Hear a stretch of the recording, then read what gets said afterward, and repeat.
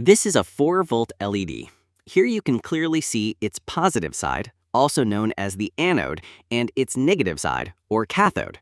When I connect a battery to the correct terminals, the LED lights up beautifully. However, if I reverse the polarity and connect it the wrong way, the LED does not light up because LEDs are designed to allow current to flow in only one direction. To solve this issue and make sure the LED works regardless of how the battery is connected, we use a bridge rectifier. A bridge rectifier automatically corrects the polarity, allowing the circuit to function properly no matter how you connect the power supply. These here are some ready-made full-wave bridge rectifiers, which are commonly used in many circuits. But today, instead of using a pre-made component, I'll show you how to build your very own bridge rectifier from scratch using diodes. For this project, you will need 4 1N4007 diodes, which are widely available and perfect for handling this task.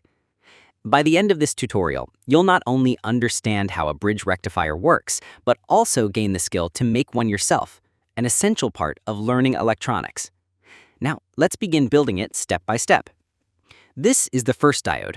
I'll bend the cathode pin of the diode and solder it directly to the anode pin of the LED.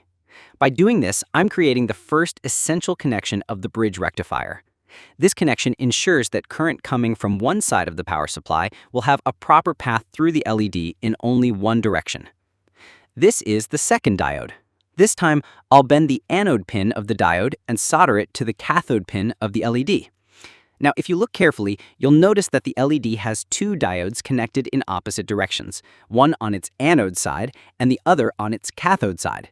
These 2 diodes together form the first half of the bridge rectifier.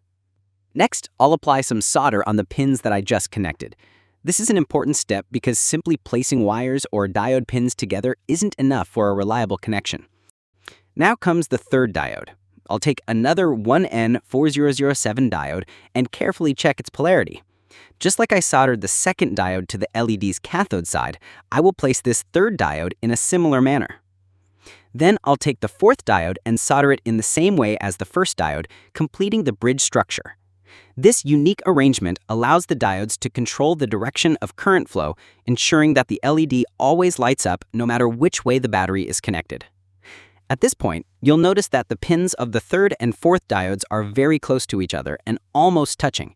To avoid a short circuit, I'll carefully make a little space between them. Once the spacing is adjusted, I'll solder the remaining pins of both diodes, completing the full-wave bridge rectifier circuit.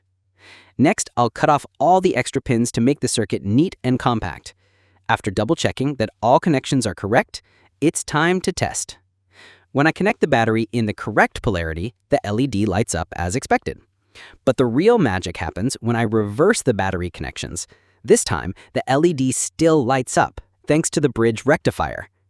The bridge rectifier works by redirecting the flow of current through the LED so that no matter how you connect the battery, the current always flows in the proper direction through the LED. This makes your circuit polarity protected, which means it is safe from accidental reverse connections. This simple concept is used in almost every power supply, battery charger, and adapter to convert AC into DC or to protect devices from reverse polarity damage. You can apply this same idea not just to LEDs, but also to motors, sensors, and other delicate electronic components.